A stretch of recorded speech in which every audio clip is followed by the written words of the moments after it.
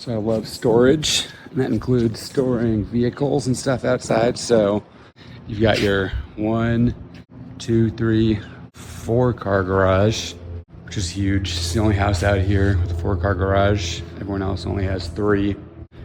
Also, there was a dead space under the staircase. So I always make sure to open that up, make it a closet. I just absolutely abhor wasted space. So when I'm designing a house, I'm very intentional about all the design decisions. And one thing that's super important to me is functionality. So you'll see right here, we come in here, we have the mud room. You can also tell I love storage with all these cabinets. So these are your lockers. You can put your coats and stuff in here. You sit down on this little bench area, put on shoes. You can keep some shoes and stuff or whatever in here. But then we go right from the mud room into the laundry room. And then you've also got your access to this laundry room from the other garage. So whichever garage you're coming in from, you can get right into the mud room very easily. Drop all your stuff off right there.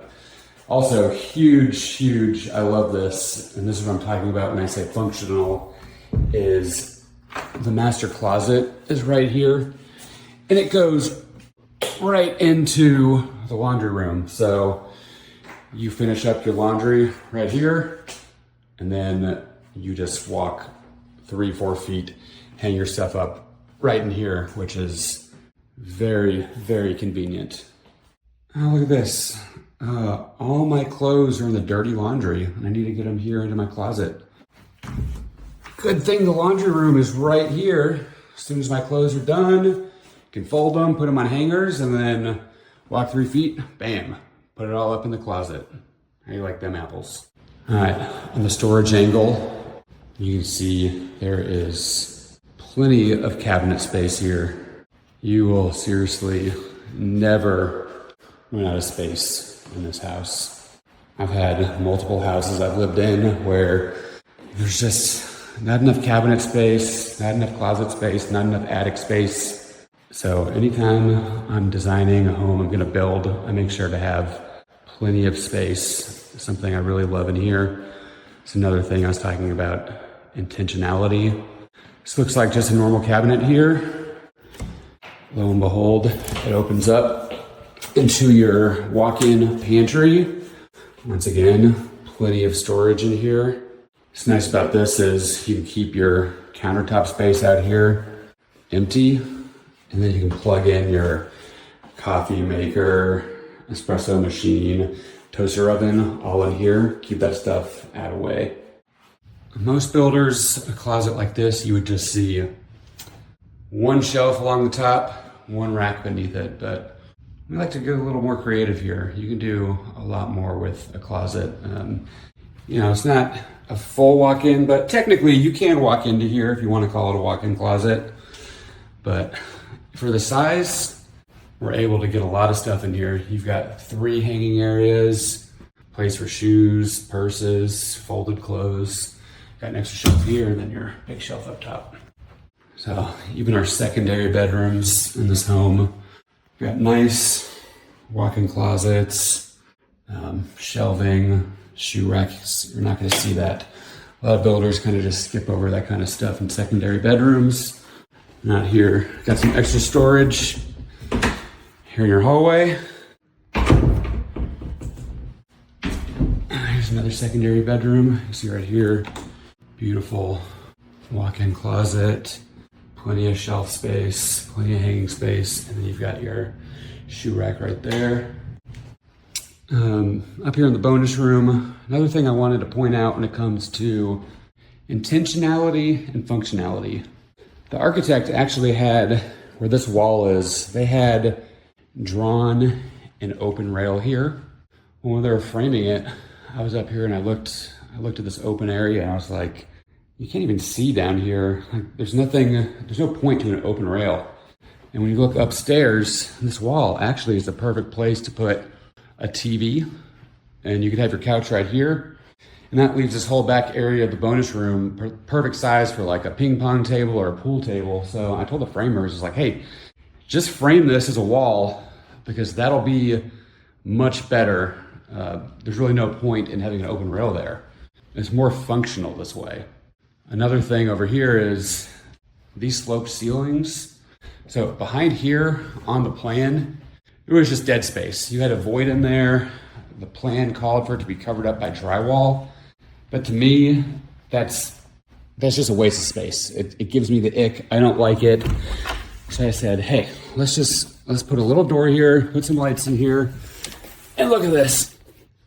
This is a great closet, or if you've got little kids, I bring my toddlers over here and they love to play in this little room. It reminds them of their Mimi's house. She's got a little room just like this, and she painted it black, put glow-in-the-dark stars in there, and it's their little space room. They love to play in it. There's another one on the other side of this wall, but that's actually an attic, which I'm going to show you right now. So storage is absolutely huge to me.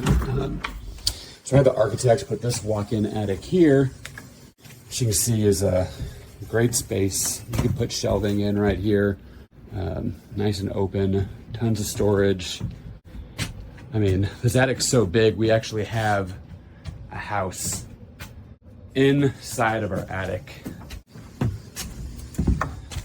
All right, but this over here, this actually was not on the plan. As I was building, I was like, hey, there's no way to get back here. Why don't we stick a door here?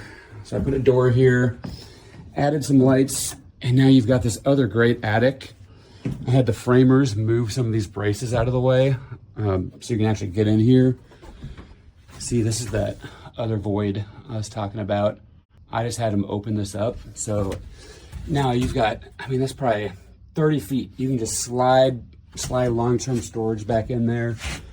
You know, Christmas tree, Christmas decorations, stuff like that.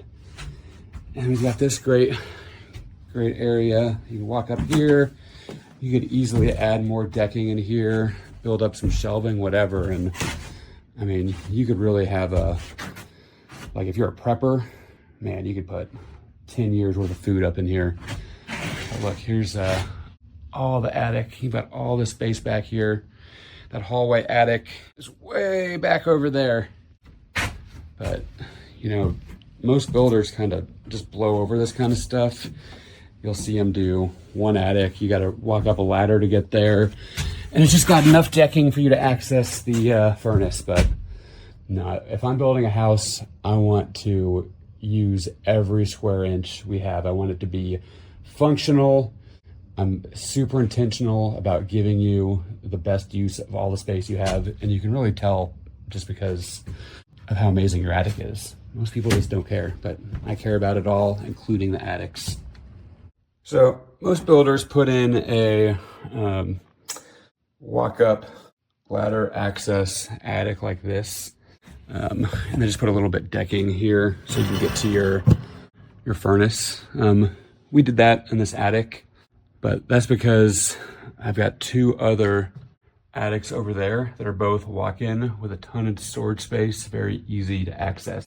So this is our third attic. This one's not really about storage. It's just about getting access to your unit right here, which super easy. Come up your stairs.